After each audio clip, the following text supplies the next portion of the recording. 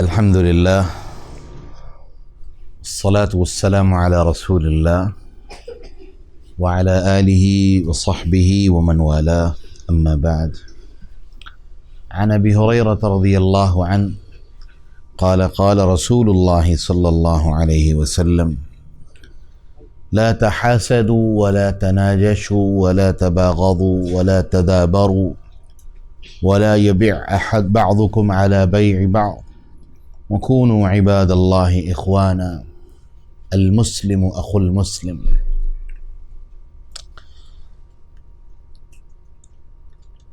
آج میرا خیال ہے تیسرا چوتھا بلکہ ہمارا درس ہے اس حدیث کے حوالے سے. اسلام نے جو معاشرے کی تشکیل فرمائی ہے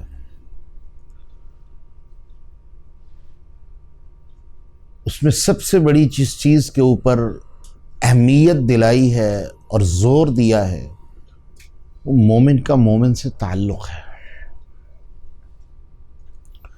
ذرا پچھلے جتنی چیزیں گزری ہیں ان پہ اگر ہم تھوڑا سا غور کریں، کیا کہا؟ لا تحاسدوا، حسد نہ کرو، تباغضوا، غصہ نہ کرو، ولا تدابروا، اپنے بھائی سے قطع تعلق ہی نہ کرو، ولا تناجشوا، اس کو نقصان پہنچانے کی کوشش نہ کرو.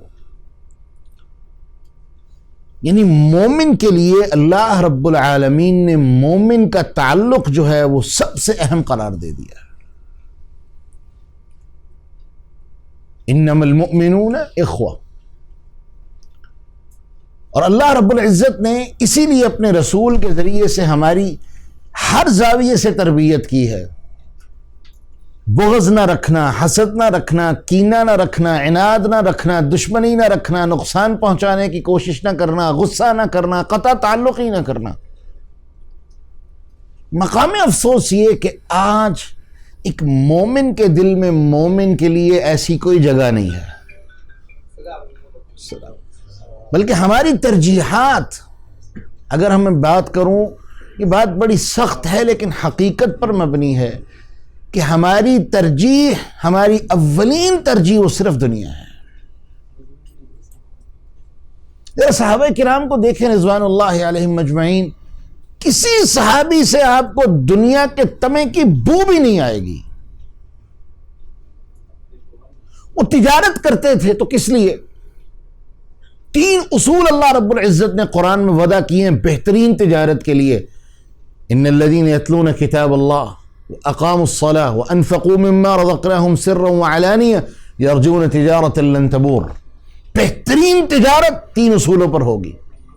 نمبر 1، وہ اللہ کی کتاب کی تلاوت کرتے ہوں، نماز قائم کرتے ہوں، اور جو اللہ نے انہیں رزق دیا ہے چپکے سے، اعلانیہ، خاموشی سے اعلان کر کے اللہ کے راستے میں خرچ کرتے ہوں. ایسے لوگوں کے بارے میں اللہ کیا کہہ رہا ہے؟ یرجون تجارۃ لن تبور. یہ وہ تجارت کر رہے ہیں جس میں گھاٹے کی کوئی چانسز ہی نہیں ہے، امکانات ہی نہیں ہے، گھاٹے کا آپشن ہی نہیں ہے. اب اس تجارت کو ذرا دیکھیں. اس تجارت میں 2 تعلق ہیں، ایک اللہ کے ساتھ بھی اور اس کی مخلوق کے ساتھ بھی. اللہ کے ساتھ تعلق عبادت، نماز، قرآن کی تلاوت، نماز کا قیام، نماز کی پابندی، اور پھر اسی اللہ کو خوش کرنے کے لیے اس کی مخلوق پہ خرچ کرنا. یعنی مومن کو مومن کے ساتھ ایک ربط میں اللہ رب العزت نے جوڑ دیا ہے. اور رسول اللہ صلی اللہ علیہ وسلم نے اس کی بڑی خوبصورت اور پیاری مثال دی. آقا علیہ السلام فرماتے ہیں مومن کی مثال مومن کے لیے ایک عمارت کی طرح ہے جس کی ایک اینٹ دوسری اینٹ سے مل کے پوری عمارت کو مضبوط کرتی ہے. کوئی ایسا کر سکتا ہے؟ یوں کریں کوئی ایک لائن پوری اینٹوں کی نکال دے، سپیس چھوڑ دے اور اوپر پوری عمارت کو کھڑا کر سکے؟ ممکن ہے؟ قطعاً ممکن نہیں. یہ اینٹیں ہی ہیں جن کا تسلسل مل کے آپس میں ایک مضبوط سے مضبوط ترین عمارت بن جاتی ہے. اللہ کے رسول فرماتے ہیں یہی مثال مومن کی مومن کے لیے ہے، عمارت کی طرح ہے. یشد بعضہ بعضا، اس کی ایک ایک اینٹ آپس میں ایک دوسرے سے مل کے پوری عمارت کو مضبوط بنا دیتی ہے. اور پھر اللہ کے رسول نے ایک دوسری جگہ فرمایا مومن کی مثال مومن کے لیے کالعضو کالجسد، ایک جسم کی طرح ہے. سر میں درد ہو تو پیروں کو تکلیف ہوتی ہے، پیر میں تکلیف ہو پورا جسم تکلیف میں مبتلا ہوتا ہے۔ فرمایا مومن کی مثال مومن کے لیے ایسے ہے کہ ایک مومن بھائی تکلیف میں ہے، دوسرا مومن بھائی چین سے نہیں بیٹھ سکتا۔ لیکن جس دن سے ہم نے اپنی ترجیحات بدل لی ہیں، اور وہ ترجیحات ہماری کیا ہیں؟ دنیا وما فیہا، صرف دنیا اور اس کے معاملات، یہی ہمارا تعلق ہے، یہی ہماری ترجیح ہے۔ ہم نے اللہ کے بنائے ہوئے تعلقات کو ترجیح نہیں دی۔ اور جب دنیا کی بات آئے گی تو جو چیزیں ہم نے پیچھے بیان کی ہیں، ہم حسد بھی کریں گے، ہم غصہ بھی کریں گے، ہم قطع تعلقی بھی کریں گے، ہم دشمنی بھی کریں گے، کیونکہ ہمیں دنیا عزیز ہے۔ آج جو حدیث کا ٹکڑا ہمارے سامنے ہے، جس میں رسول اللہ صلی اللہ علیہ وسلم نے ہمیں دنیاوی اعتبار سے بھی حکم دیا کہ تم دنیا کے لیے حریص ہو، دنیا کے لیے لالچی ہو، دنیا کی محبت تمہارے دلوں میں ہے، میں محمد تمہیں نصیحت کر رہا ہوں کہ تم نے دنیاوی اعتبار سے بھی اپنے کسی مومن بھائی کو نقصان پہنچانے کی کوشش نہیں کرنی۔ دنیا میں کوئی کسی کو کیا نقصان پہنچا سکتا ہے؟ نمبر 1، اس کا بزنس خراب کرنے کی کوشش کرے گا، یہی کر سکتا ہے نا۔ اگر کوئی جاب والا ہوگا تو اس کی جاب خراب کرنے کی کوشش کرے گا، کس لیے؟ کہ یہ ذلیل ہو جائے، رسوا ہو جائے، میں اپنا کوئی بندہ یہاں لا کے بٹھا دوں۔ بزنس والا ہوگا تو کیوں خراب کرے گا؟ بھئی یہ میرا کمپیٹیٹر ہے، میرا مد مقابل ہے، لہذا کہیں مارکیٹ میں یہ میرے اوپر حاوی نہ ہو جائے۔ مومن کو ایسی سوچیں زیبا ہی نہیں ہے، ایک مسلمان کی یہ سوچ ہو ہی نہیں سکتی، کیونکہ ہمیں اسلام کے ذریعے سے یہ چیز ہماری گٹھی میں شامل کر دی گئی ہے۔ وہ کون سی حدیث آپ کو یاد ہے؟ وہ عبداللہ ابن عباس والی حدیث رضی اللہ عنہ، کہ چھوٹے سے عبداللہ ابن عباس تھے اور اللہ کے رسول ان کی تربیت کر رہے تھے۔ 2 باتیں اللہ کے رسول نے کہی تھی، جس بندے کو سمجھ آ جائیں وہ کبھی حسد کا شکار نہیں ہو سکتا، کبھی بھی کسی بندے کے ساتھ اس کی دشمنی عداوت نہیں ہو سکتی۔ کون سی 2 باتیں تھیں؟ نمبر 1، پوری انسانیت، پوری زمین، پوری مخلوق اس بات پہ جمع ہو جائے علی ان ینفعوک، کہ تجھے فائدہ دے سکیں، لیکن اللہ نے فیصلہ کر دیا کہ تجھے فائدہ نہیں ملنا، پوری انسانیت مل کے بھی تجھے فائدہ نہیں پہنچا سکتی۔ اور اگر پوری انسانیت اس بات پہ اکٹھی ہو جائے تیرا نقصان کرنا ہے، لیکن اللہ نے تیرے لیے نقصان کا فیصلہ نہیں کیا، پوری انسانیت مل کے بھی تیرا نقصان نہیں کر سکتی۔ جن کو یہ تعلیم ملی ہو، جن کی یہ تربیت ہو، وہ کیا کسی کو اپنا حریف اور مد مقابل اور کسی سے ڈر سکتے ہیں؟ سوال ہی پیدا نہیں ہوتا۔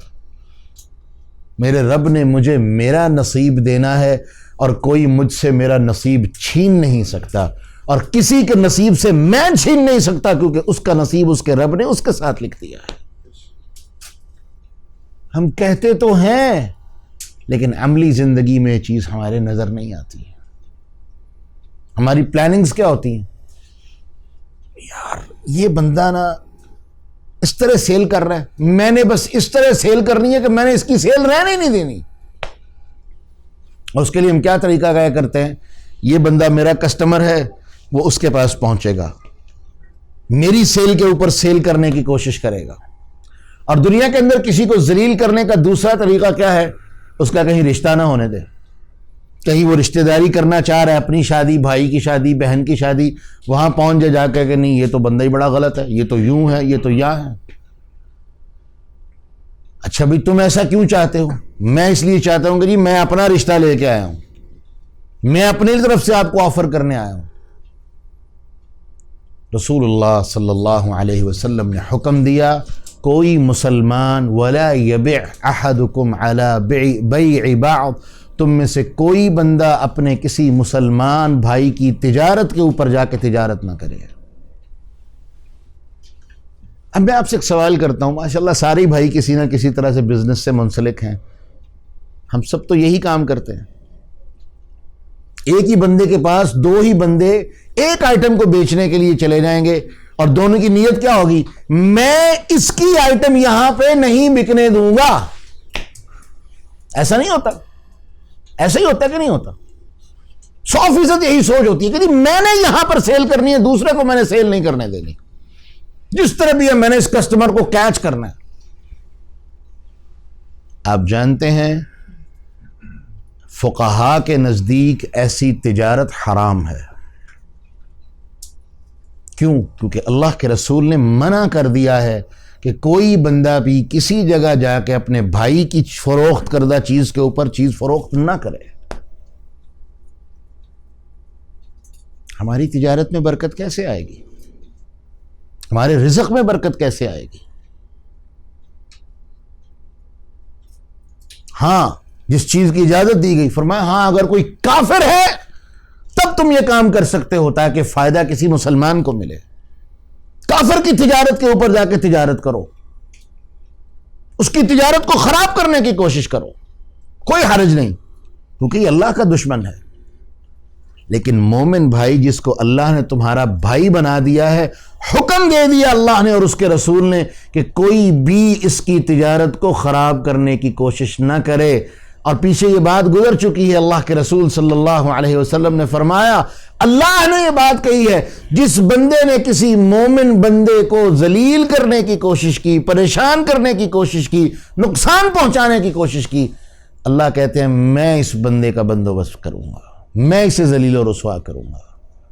یہ مومن بندے کو نقصان پہنچانا چاہتا ہے، میں اس کو تباہ و برباد کر دوں گا۔ کوئی اللہ کے سامنے کھڑا ہو سکتا ہے؟ کوئی اللہ سے ٹکر لے سکتا؟ کامیابی کس چیز میں ہے کہ جو میرے رب نے میرے لیے لکھ دیا ہے کوئی مجھ سے چھین نہیں سکتا، چاہے ساری کائنات اس کے اوپر جمع کیوں نہ ہو جائے۔ اور جو میرے رب نے مجھے عطا کر دیا ہے، جو میرے رب نے مجھے عطا نہیں کیا، پوری کائنات مل کے مجھے دینا چاہے کوئی دے نہیں سکتا۔ اس لیے یہ حکم ہے، دو حکم۔ نمبر ایک، کوئی کسی کی تجارت پہ جا کے تجارت کرنے کی کوشش نہ کرے، اور نہ ہی کوئی کسی کے رشتے کے اوپر جا کے اپنا رشتہ ڈالنے کی کوشش کرے۔ رسول اللہ صلی اللہ علیہ وسلم نے، ابو ہریرہ کی روایت ہے صحیح مسلم میں، آپ نے فرمایا لا یبیع الرجل علی بیع اخی، حکم دیا اللہ کے رسول نے کوئی بندہ اپنے مسلمان بھائی کی تجارت کے اوپر جا کے تجارت کرنے کی کوشش نہ کرے۔ اور دوسری روایت کے لفظ ہے لا یحل لہ، اس کے لیے یہ چیز حلال نہیں ہے، حرام کر دی گئی ہے۔ جس چیز کو شریعت نے حرام کر دیا ہو، کوئی میرا بھائی بتا سکتا ہے کہ اس سے پھر آنے والی آمدنی حلال تصور کی جائے گی؟ قطعا نہیں۔ ہاں ایک چیز ہے جو نقطہ سمجھنے کا ہے، وہ کیا؟ ایک بندہ مارکیٹ میں چیز خریدنے کے لیے آیا ہے، وہ آ کے اس دکاندار سے بھاؤ پوچھ رہا ہے، اس سے بھاؤ پوچھ رہا ہے، اس سے بھاؤ پوچھ رہا ہے، یہ ایک الگ چیز ہے۔ لیکن اس میں بھی یہ نیت نہ ہو کہ میں جان بوجھ کے بھاؤ کم دوں تاکہ دوسرے کو نقصان ہو، اپنا فائدہ نہیں دوسرے کا نقصان سوچنا، یہ بھی ظلم اور زیادتی کے اندر آتا ہے، اللہ نے اس کی اجازت نہیں دی۔ یہ نجش کی بات کی تھی نا ہم نے پیچھے، ولا تناجشوا، اپنی چیز کو جان بوجھ کے اس کی قیمت بڑھا کے یا کم کر کے، دونوں طرح سے، کہ تاکہ کسی مسلمان بھائی کا نقصان ہو، دونوں کی اجازت نہیں ہے۔ یعنی یوں سمجھ لیں کہ ایک چیز کا ایک مارکیٹ کے اندر ایک ٹرینڈ چل رہا ہے، 19-20 کا فرق تو ہو سکتا ہے کہ کوئی اگر 10 روپے کی چیز دے رہا ہے تو کوئی 9 کی دے رہا ہوگا، کوئی 11 کی دے رہا ہوگا، اتنا فرق تو سمجھ آتا ہے۔ لیکن 10 والی کا کوئی 6 آفر کرنا شروع کر دے، 7 آفر کرنا شروع کر دے، اور نیت یہ ہو کہ اس کی وجہ سے مارکیٹ کے دوسرے لوگوں کو نقصان پہنچے، اس کی تجارت درست نہیں ہے، حلال نہیں ہے۔ اسی طرح سے وہ رشتہ، کہیں کسی نے رشتہ کیا، جا کے اس کا رشتہ توڑوا کے اپنا رشتہ ڈالنے کی کوشش کی، رسول اللہ صلی اللہ علیہ وسلم نے اس سے بھی منع کر دیا۔ وَلَا يَخْطُبُ عَلَى خِطْبَةِ أَخِي، جہاں کسی مسلمان بھائی نے رشتہ ڈالا ہو، کوئی دوسرا وہاں جا کے رشتہ ڈالنے کی کوشش نہ کرے۔ اور امام اوزاعی رحمہ اللہ کہا کرتے تھے، اگر کوئی اس طرح سے شادی کر لیتا ہے تو اس کی شادی درست نہیں ہوگی، کیونکہ اس نے حرام کام کیا ہے۔ اور یہ دونوں چیزیں دنیاوی اعتبار سے کسی مسلمان بھائی کو نقصان پہنچانے کی کوشش ہے۔ اس لیے اللہ نے ہمارے لیے ہر رستہ بند کر دیا۔ نہ تم نے اپنے بھائی سے کوئی ذاتی دشمنی رکھنی ہے اور نہ اس دشمنی کو دنیا کے کسی معاملے کے اندر لے کے آنا ہے جس سے تم اپنے بھائی کا برا سوچو، بدخواہ بن جاؤ اس کے، یہ نہیں ہو سکتا۔ اور اس کے بعد رسول اللہ صلی اللہ علیہ وسلم نے فرمایا، ہمارے لیے حکم دیا، کونوا عباد اللہ اخوانا، او اللہ کے بندو، او اللہ کے بندو، او اللہ کی پیاری سی مخلوق، اللہ کے پیارے پیارے بندو، تمہارے لیے سب سے بڑی خیر اس چیز میں ہے کہ آپس میں بھائی بھائی بن جاؤ۔ میں آپ کو ایک بڑی حیران کن بات بتاؤں، رسول اللہ صلی اللہ علیہ وسلم جب مدینہ تشریف لے گئے تھے تو کیا کیا تھا آپ نے؟ انصار اور مہاجرین کے درمیان کیا کروایا تھا؟ بھائی چارہ، اخوت کروائی تھی۔ دنیا کے کسی دوسرے مذہب میں اس کی مثال نہیں ملتی۔ مومن کو مومن کا بھائی کہا ہے، دنیا کا کوئی ریلیجن اس کے اندر اس چیز کا تصور نہیں ہے۔ دنیا کا کوئی مذہب، عیسائیت، یہودیت، ہندوت یا جتنے بھی مذاہب اپنے آپ کو آسمانی مذاہب کہتے ہیں، ان کے اندر اس چیز کا کوئی تصور اور کانسیپٹ نہیں ہے، صرف اسلام کے اندر اس چیز کا تصور ہے۔ انما المؤمنون اخوہ۔ لیکن یہاں ایک بڑا باریک نقطہ ہے، سمجھنے کا نقطہ ہے۔ مومن کا بھائی ہوگا کب؟ جب دونوں ایمان میں مضبوط ہوں گے۔ اللہ نے یہ نہیں کہا انما المسلمون اخوہ کہ مسلمان بھائی ہیں، کیونکہ اسلام تو لا الہ الا اللہ محمد الرسول اللہ قبول کر لینے کا نام اسلام ہے، اور اسلام میں داخل ہونے کے بعد انسان جب تک عمل میں مضبوط نہیں ہوگا تب تک صحیح معنوں میں ایمان والا نہیں ہو سکتا۔ تو اس لیے اللہ نے کیا کہا کہ انما المؤمنون اخوہ، یعنی کہ گویا بھائی چارہ، آپس میں بھائی چارے کے رسے میں اپنے آپ کو پرو لینا، یہ ایمان کے بہترین ہونے کی نشانیوں میں سے ایک نشانی ہے۔ اور اس کی ایک دلیل رسول اللہ صلی اللہ علیہ وسلم نے ہمیں دی۔ آقا علیہ الصلوۃ والسلام فرماتے ہیں، احب لاخیک ما تحب لنفسک تکن مؤمنا، جو اپنے لیے پسند کرتے ہو اپنے مومن بھائی کے لیے پسند کرو، یہ تمہارے ایماندار ہونے کی نشانی ہے، مومن ہونے کی نشانی ہے۔ یہ ایک بہت بڑا درجہ ہے کہ انسان جس کو بھائی کہے اور سمجھے اور مان لے دل سے، یہ اس کے ایماندار ہونے کی نشانی ہے۔ کیوں؟ کیونکہ اب یہ اس لیول پہ پہنچ چکا ہے کہ اپنے اس بھائی کے لیے وہ پسند کرتا ہے جو اپنے لیے پسند کرتا ہے، اپنے اس بھائی کے لیے وہ ناپسند کرتا ہے جو اپنے لیے ناپسند کرتا ہے۔ فرمایا فقد استکمل الایمان، اس بندے کا ایمان اب پورا ہو چکا ہے۔ من ابغض للہ منع للہ اعطا للہ ومنع للہ، ابغض للہ واحب للہ، محبت اللہ کے لیے، دشمنی اللہ کے لیے، دینا اللہ کے لیے، روکنا اللہ کے لیے۔ فرمایا جس بندے کے اندر یہ چیزیں آ جائیں فقد استکمل الایمان، لوگوں جان لو اس نے اپنا ایمان پورا کر لیا ہے، اس کا ایمان مکمل ہو گیا ہے۔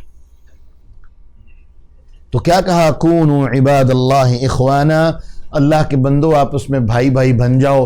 لیکن یہاں ایک نقطے کی بات ہے، بھائی بننے کے لیے کون کون سے کام کرنے پڑیں گے؟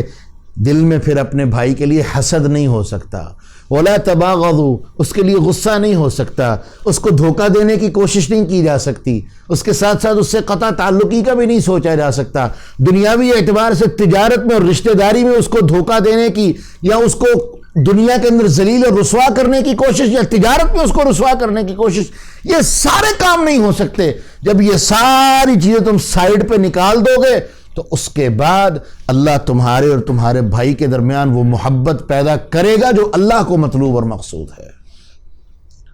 اور ایک بات یاد رکھیے، اس کا فیصلہ اللہ رب العزت نے قرآن مجید میں دے دیا ہے۔ اللہ رب العالمین اپنے رسول جناب محمد الرسول اللہ صلی اللہ علیہ وسلم کو مخاطب کر کے فرماتے ہیں کہ میرے رسول، لو انفقت ما فی الارض جميعا ما الف بین قلوبہم ولکن اللہ الف بینہم، کہ آپ نے یہ انصار اور مہاجرین کا جو بھائی چارہ کروایا ہے نا، یا جو اللہ نے کہا یہ مومن میں ایک دوسرے کے بھائی ہیں، اللہ فرماتے ہیں اگر تم زمین کے سارے خزانے بھی خرچ کر دو تو ان کے دلوں میں محبتیں نہیں ڈال سکتے۔ وَلَكِنَّ اللَّهَ أَلَّفَ بَيْنَ قُلُوبِكُمْ، یہ اللہ کی طرف سے خاص انعام ہے کہ اس نے تمہارے دلوں میں ایک دوسرے کے لیے محبت پیدا کر دی ہے۔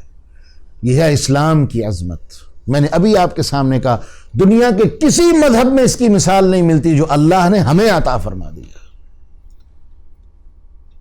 دو حدیثیں میں نے اللہ کے رسول کی آپ کے سامنے بیان کی، ایک عمارت کی مثال دی اور دوسرا جسم کی مثال دی اللہ کے رسول نے کہ مومن کے لیے اس طرح ہے، عمارت کی طرح، جسم کی طرح، کہ جسم کا ایک عضو بھی اگر تکلیف میں ہو پورا جسم اس کی وجہ سے تکلیف میں مبتلا ہو جاتا ہے۔ کچھ اور طریقے رسول اللہ صلی اللہ علیہ وسلم نے محبت بڑھانے کے، آپس میں بھائی چارے کے بیان کیے مختلف احادیث میں۔ سب سے پہلے فرمایا تحادو تحابو، آپس میں تحفے دیا کرو، تحادو تحفے دو، تحابو اس کی وجہ سے محبت بڑھتی ہے۔ ہم تو کنجوس لوگ ہیں، نہ تحفہ لینا پسند کرتے ہیں نہ دینا پسند کرتے ہیں، کیونکہ ہمارے تحائف بھی غرض کے ہوتے ہیں، لالچ کے۔ بیسیکلی اگر میں بات کروں تو یہ بات کڑوی ہے لیکن ہے سچ، ہم رشوت دیتے ہیں۔ کسی کمپنی میں آپ کو ڈیل کرنی ہے، آپ جا کے پرچیزر کو ملیں، دو چار دعوتیں کھلائیں، اس کو اچھا کو موبائل شوبائل یا اس کی ضرورت کو پورا کر دیں، اور یہ ساتھ اب لفظ کیا بول رہے ہوں گے، جناب میں تو آپ کو تحفہ دے رہا ہوں، میری طرف سے آپ کے لیے چھوٹا سا ایک گفٹ ہے۔ یہ گفٹ نہیں ہے، یہ رشوت ہے۔ اور اس کو سمجھنے کے لیے رسول اللہ صلی اللہ علیہ وسلم کی وہ حدیث ذرا سمجھیے۔ ایک صحابی کو اللہ کے رسول نے عامل مقرر کیا زکوٰۃ کے اوپر۔ وہ صحابی گئے، زکوٰۃ اکٹھی کر کے لے کے آئے اور آگے کہا اللہ کے رسول یہ زکوٰۃ کا مال ہے اور یہ لوگوں نے مجھے تحفے دیے ہیں۔ اللہ اکبر! اللہ کے رسول صلی اللہ علیہ وسلم کے چہرے کا رنگ غصے سے سرخ ہو گیا، اور آپ نے جملہ کہا، آپ نے فرمایا تم اپنی ماں کے پاس بیٹھتے تو پھر میں دیکھتا تمہیں تحفے تحائف کیسے ملتے ہیں۔ یہ تحائف نہیں ہے، یہ رشوت دی گئی ہے تمہیں۔ اور فرمایا اگر کسی کو کوئی ایسا تحفہ دے اس کے لیے حلال نہیں، اس کے لیے جائز نہیں کہ وہ ایسا تحفہ قبول کرے۔ ہم تو اکثر ایسے تحفے دیتے ہیں اور ان تحفوں کے پیچھے مقصد ہوتا ہے۔ اور ایک بات یاد رکھیے، وہ تحفہ جو آپ نے کسی غرض سے، کسی لالچ سے، کسی مصلحت کے تحت کسی کو دیا ہے، وہ تحفہ نہیں ہے، وہ رشوت ہے۔ تحفے تو وہ ہوتے ہیں کہ اللہ کے لیے دیا ہے، کیونکہ مجھے اللہ کے لیے اس سے محبت ہے۔ اللہ سے محبت کو چھوٹی چیز ہے۔ صحیح مسلم کی روایت ہے، ایک بندے کو کسی بندے سے اللہ کے لیے محبت ہوئی اور وہ بندہ اس سے ملنے کے لیے گیا، اللہ نے فرشتے کو اس کی آزمائش کے لیے بھیجا، کہا جاؤ اس سے پوچھو، اس کو چیک کرو۔ فرشتے نے آ کے پوچھا ہاں بھائی کدھر؟ فلاں فلاں علاقے میں جا رہا ہوں، فلاں فلاں بستی میں جا رہا ہوں۔ ہاں کیوں جا رہے ہو؟ کہا وہاں میرا ایک بھائی ہے جس سے میں اللہ کے لیے محبت کرتا ہوں۔ کہا نہیں کوئی غرض لالچ مطلب تو ہوگا؟ کہا اللہ کی قسم کوئی لالچ اور غرض اور مطلب نہیں ہے، صرف اللہ کے لیے محبت ہے اور میں اس کو ملنے کے لیے جا رہا ہوں۔ فرشتے نے دو چار سوال کر کے ٹٹولا، اس نے کہا نہ کوئی غرض نہیں، کوئی لالچ نہیں، کوئی مطلب نہیں، کوئی دنیاوی مفاد نہیں، صرف اللہ کے لیے۔ اس نے کہا پھر سن لو، جس اللہ کے لیے تم اس سے محبت کرتے ہو وہ اللہ تم سے بھی محبت کرتا ہے۔ یہ کوئی معمولی بات نہیں ہے۔ اور یاد رکھے جہاں اللہ کے لیے محبتیں ہوں وہاں حسد نہیں ہو سکتا، وہاں غصہ نہیں ہو سکتا، وہاں قطع تعلقی کی سوچ نہیں ہو سکتی، وہاں دھوکے بازی نہیں ہو سکتی، وہاں صرف محبتیں ہیں، وہاں صرف محبتیں ہیں، وہاں صرف محبتیں ہیں۔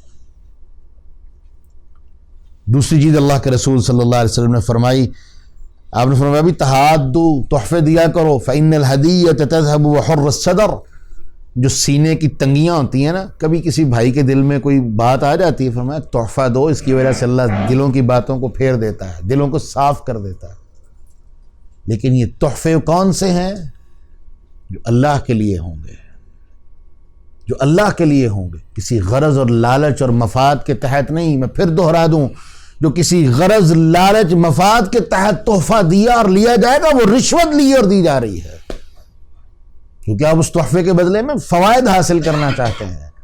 جو اللہ کے لیے تحفہ دیا جائے گا اس کے بدلے میں تو قرآن نے ایک بات کہی ہے، مومن کو کہنا السلام علیکم، تو یہ بھی اس کے لیے تحفہ ہے۔ لیکن اللہ نے ایک حکم دیا ہے کہ خالی تحفہ لینا ہی نہیں ہے، کیونکہ دنیا کا آج کل بڑا عجیب سا دستور ہے، لینا سب کوئی جانتا ہے، دینا کوئی کچھ نہیں جانتا۔ حتیٰ کہ محبتیں بھی، چاہتیں بھی، الفتیں بھی صرف لینا جانتے ہیں، دینا کوئی نہیں جانتا۔ اتنے ہم بخیل ہو چکے ہیں، حالانکہ اس سے دینے سے کچھ نہ کچھ بڑھتا ہی ہے، کم نہیں ہوتا۔ اور اللہ نے قرآن میں حکم دیا ہے وَإِذَا حُيِّيتُم بِتَحِيَّةٍ فَحَيُّوا بِأَحْسَنَ مِنْهَا أَوْ رُدُّوهَا، کہ جب بھی تمہیں کوئی تمہارا مومن بھائی تحفہ دے تو تمہارے ذمے ہے کہ کم از کم اس کو جو اس نے تمہیں دیا ہے وہی واپس کر دو. کوشش کرو اگر ہو سکے تو اچھا واپس کرنے کی کوشش کرو. اور صحابہ نے اس کی تعبیر کی کہ کوئی تمہیں کہے السلام علیکم تو جواب میں کہو وعلیکم السلام ورحمۃ اللہ. بڑھا کے دو, بہتر کر کے دو. لیکن اگر تم بڑے ہی بخیل اور کنجوس ہو تو کم از کم جو اس نے تمہیں دیا ہے وعلیکم السلام تمہارے اوپر کہنا ضروری اور لازم ہے. تو فرمایا تحفے دیا کرو, اس سے سینوں کی تنگیاں ختم ہوتی ہیں, دلوں کی تنگیاں دور ہوتی ہیں. پھر فرمایا فَإِنَّ الْهَدِيَّةَ تَسُلُّ السَّخِيمَ, دل کے اندر جو غصہ کینہ عناد ہوتا ہے تحفوں کی وجہ سے اللہ اسے دور کر دیتا ہے. پھر فرمایا رسول اللہ صلی اللہ علیہ وسلم نے تَحْتَصَافَحُ, کسی کو جب ملو غصہ گلا ہو ہاتھ پکڑ کے ذرا زور سے ہاتھ ملایا کرو. یہ ہاتھ ملانا کوئی معمولی عمل نہیں ہے. رسول اللہ صلی اللہ علیہ وسلم نے فرمایا اذا التقى المؤمنان, دو مومن جب ملتے ہیں یصافح بعضه بعضا یسلم علیہ یصافح بعضه بعضا, ایک دوسرے کو سلام کرتے ہیں, مصافحہ کرتے ہیں. فرمایا جتنی دیر یہ مصافحہ کرتے رہتے ہیں, کھڑے رہتے ہیں, بات کرتے رہتے ہیں, اللہ ان کے گناہوں کو ایسے جھاڑتے ہیں جیسے درخت سے سوکھے پتے جڑتے چلے جائیں. درخت پہ سوکھے پتے ہوں, آپ تھوڑا سا درخت کو ہلائیں کوئی پتا رہے گا اوپر؟ یہ سلام آپ نے لیا, مصافحہ کیا ہے, یہ سمجھ لیں آپ درخت ہلا رہے ہیں اور سوکھے پتے جھڑتے چلے جا رہے ہیں, گناہ جھڑتے چلے جا رہے ہیں. تو فرمایا مصافحہ کیا کرو. فَإِنَّهُ يَذْهَبُ السَّحْنَاءَ, دل کی تنگیوں کو, میل کو, کچیل کو, یہ مصافحہ کرنا تمہارے دلوں کی میل کچیل کو دور کر دیتا ہے. اس لیے کوئی بڑے سے بڑا بھی دشمن ہو نا, جا کے آپ کہیں السلام علیکم ورحمۃ اللہ, اور اللہ کی قسم ان آنکھوں سے دیکھا ہے, السلام علیکم کہہ کے آپ ہاتھ ملائیں, آدھی دشمنی اور آدھی کدورت اور دل کی نفرت تو وہیں دور ہو جاتی ہے. بلکہ یوں کہہ لیں آپ جا کے سلام لے لیں, بیٹھ کے گفتگو کرنے کا رستہ اللہ خود نکال دیتا ہے, مسئلہ ہی حل ہو جاتا ہے. یہ ہے اللہ کی طرف سے وہی آیت جو میں نے آپ کے سامنے پڑھی ہے کہ وَلَٰكِنَّ اللَّهَ أَلَّفَ بَيْنَ قُلُوبِكُمْ, جب اللہ کے لیے محبتیں ہوں گی تو پھر اللہ ان دلوں کی محبتوں کو کبھی ضائع نہیں کرتا. اللہ چھوٹے چھوٹے عمل سے بھی خیر کے رستے نکال دیتا ہے. پھر اللہ کے رسول صلی اللہ علیہ وسلم نے فرمایا, دوسری روایت میں آتا ہے المصافحہ تزید الود, محبت کو بڑھاتا ہے, مصافحہ کیا کرو. دوسری روایت میں ایک جگہ آتا ہے محبت کو بڑھانے کے لیے معانقہ کیا کرو, گلے ملا کرو, اس سے محبت بڑھتی ہے. اور حدیث کے لفظ ہیں کہ معانقہ کرنے سے تمہارے سینوں کے اندر جو میل کچیل بغل عداوت یہ ساری چیزیں اللہ نکال دیتا ہے. تو ہمیں حکم کیا ہے اصل میں کہ کونوا عباد اللہ اخوانا, آپس میں بھائی بھائی بن جاؤ. لیکن دو بھائیوں کے درمیان پرابلم ہو گئی ہے تو اللہ قرآن میں کیا کہتے ہیں فَاصْلِحُوا بَيْنَ أَخَوَيْكُمْ, اپنے بھائیوں کے درمیان صلح کرواؤ. مجھے ایمانداری سے کوئی بتائیں کسی بھائی نے کبھی پتہ چلا ہو اسے کہ دو بھائیوں کے درمیان لڑائی ہے, جدائی ہے, دشمنی ہے, کسی وجہ سے عداوت ہے, پریشانی ہو گئی ہے, کسی بھائی نے اللہ کی رضا کے لیے جا کے ان کے درمیان صلح کروانے کی کوشش کی ہو؟ اور آپ جانتے ہیں کیسا عمل ہے؟ فرمایا جہاد کرنے کے برابر عمل ہے دو بھائیوں کے درمیان صلح کروانا. اور جانتے ہیں مومن کے جس عمل سے شیطان سب سے زیادہ ذلیل اور رسوا ہوتا ہے وہ دو مومنوں کے درمیان صلح کروانا ہے. آج آپ کسی کو جا کے کہہ بھی دینا یار میرے بھائی آپ کا فلاں بھائی سے بڑا اچھا تعلق ہے, میری یار اس کے ساتھ تھوڑی انبن ہو گئی ہے, میری صلح کروا دیں. وہ بندہ پتہ کیا کہتا ہے, بھائی تیرا معاملہ تو جان, تیرا کام جانے, میں نہیں تمہارے مسئلے میں آتا. یہ مومن کا شیوا نہیں ہے, اس کو تو اللہ کی طرف سے خیر کا رستہ مل رہا ہے. اور مومن تو حریص ہوتا ہے. مومن کی سب سے بڑی خیر اور خیر کی نشانی یہ ہے کہ اس کو جہاں بھی خیر کا کوئی کام ملے اس کو کبھی ضائع نہیں ہونے دیتا, فوراً اس کے لیے حریص ہو جاتا ہے, فوراً اس کے لیے کھڑا ہو جاتا ہے کہ میرا اللہ مجھے خیر کا موقع دے رہا, میں ضائع نہیں ہونے دوں گا. تو ہمیں حکم کیا دیا گیا کہ کونوا عباد اللہ اخوانا, آپس میں بھائی بھائی بن جاؤ. اور رسول اللہ صلی اللہ علیہ وسلم نے ہمیں حکم دیا کہ جو بھائی اپنے بھائی کے لیے محبت کے جذبات رکھتا ہے تو وہ کیا کرے, اس کی عزت کا دفاع کرے, اس کو ذلیل نہ ہونے دے. ظاہر الغیب سے, یہ نہیں کہ اس کے منہ پہ کھڑا ہو اس کی تعریفیں کرے, بلکہ غیب میں بھی اگر کوئی بندہ آ کے اس کے بارے میں اسے کوئی بات کرے اس کو روکے کہ نہیں یہ نہیں ہو سکتا، کیونکہ یہ مومن کا شیوا نہیں، یہ تو شیطان ہے جو آ کے ان کے درمیان جدائی ڈلوانا چاہتا ہے۔ مومن کا شیوا کیا ہے؟ اس کو روکے۔ ایک اور چیز جو محبت کو بڑھاتی ہے، رسول اللہ صلی اللہ علیہ وسلم نے فرمایا تمنعہ عن کہ بھائی کی بھائی کے ساتھ مدد کرو کسی بھی کام میں، وہ خیر پہ ہے تو بھی اس کی مدد کرو، شر پہ ہے تو بھی اس کی مدد کرو۔ انصر اخاک ظالما او مظلوما، ظالم ہے تو بھی مدد کرو، مظلوم ہے تو بھی مدد کرو۔ یہ حدیث کئی دفعہ سنا چکا ہوں، صحابہ نے کہا جی مظلوم کی مدد تو سمجھ آتی ہے، ظالم کی مدد کیوں کرے؟ فرمایا وہ اپنے آپ پر ظلم کر رہا ہے، اپنے لیے جہنم کو خرید رہا ہے، اپنے آپ کو جہنم میں پھینکوانے کی کوشش کر رہا ہے، اس کو روکو، اس کے خیر خواہ بنو۔ مومن کا خیر خواہ ہوتا ہے، اور یہی اللہ کے لیے محبتیں ہیں۔ اللہ کے لیے محبتیں یہ نہیں ہے کہ آپ روز بیٹھیں جناب، بیٹھ کے 10 گھنٹے ٹی وی دیکھیں، کھانے کھائیں، یہ محبتیں اپنی جگہ ہیں۔ اصل محبت مومن کے لیے کیا ہے کہ وہ اس کا خیر خواہ ہو، اس کو نماز کی دعوت دے، خیر کی دعوت دے، شر سے روکے، برائی سے روکے، یہی مومن پہ حق ہے۔ اور سب سے بڑا حق جو ایک مسلمان پہ ہے وہ کیا ہے؟ الامر بالمعروف والنہی عن المنکر، اس کو خیر کی دعوت دے، شر سے روکے۔ اور یہی وہ جگہ ہے جس کے بارے میں رسول اللہ صلی اللہ علیہ وسلم نے فرمایا لَتَأْمُرُنَّ بِالْمَعْرُوفِ وَلَتَنْهَوُنَّ عَنِ الْمُنْكَرِ، ضرور بالضرور تم نیکی کا حکم دو اور برائی سے روکو۔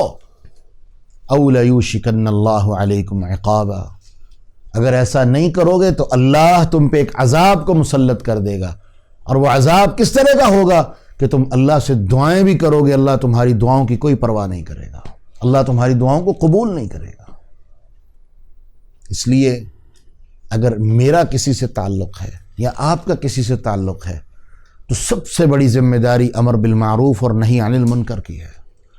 اگر ہم وہ پوری نہیں کر رہے تو پھر یہ عذاب اللہ کا ہم پر صادر اور وارد ہو چکا ہے کہ ہم دعائیں بھی کریں گے، اللہ ہماری دعاؤں کو قبول نہیں کرے گا۔ اور یاد رکھیں، ایک آخری بات کر کے بات کو مکمل کر دوں، مومن کے لیے حدیث کیا کہتی ہے؟ للمؤمن علی المؤمن ست بالمعروف، 6 خاص طور پہ حکم ہیں، ان کا بیان اگلے درس میں آئے گا انشاءاللہ۔ ایک روایت میں 9 کا ذکر ہے، اور 9 میں ایک سب سے قیمتی بات پتہ کیا ہے؟ کہ کوئی مومن بھائی اپنے مومن بھائی کو خیر خواہی اور نصیحت صرف چھپ کے کرے، سب کے سامنے نہیں۔ کیوں؟ کیونکہ یہ بھی اس کی عزت کے منافی چیز ہے۔ الگ بٹھا لے کہ دیکھو تم میرے بھائی ہو، میں تم سے محبت کرتا ہوں، اللہ کے لیے تم سے محبت کرتا ہوں۔ اور یاد رکھیں، ابو داؤد کی روایت ہے، اللہ کے رسول صلی اللہ علیہ وسلم نے فرمایا جب بھی آپ کسی مومن بھائی سے اللہ کے لیے محبت کرتے ہو اس کو بتا دیں کہ میں تم سے اللہ کے لیے محبت کرتا ہوں، تاکہ اس کے دل میں بھی آپ کے لیے محبت پیدا ہو۔ بتانا چاہیے، اس کو باور کروائیں کہ میں تم سے اللہ کے لیے محبت کرتا ہوں، کیونکہ یہ عمل یاد رکھیں شیطان کو اتنا ذلیل اور رسوا کر دیتا ہے کہ شاید ہی کوئی دوسرا عمل شیطان کو اتنا رسوا کرتا ہو۔